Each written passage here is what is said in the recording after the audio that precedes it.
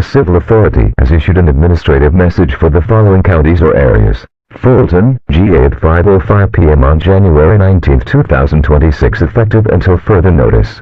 Message from WAGA-TV. The following message is transmitted at the request of the Atlanta Police Department and the Georgia Emergency Management Agency. There have been multiple reports of four unidentified cartoon humanoid figures resembling the main characters from the online animated series Edgeworld observed at the intersection of Peachtree Street and 14th Street of Midtown Atlanta. The Atlanta Police Department is actively investigating the incident and urges all residents and commuters to avoid the area and remain indoors until further notice.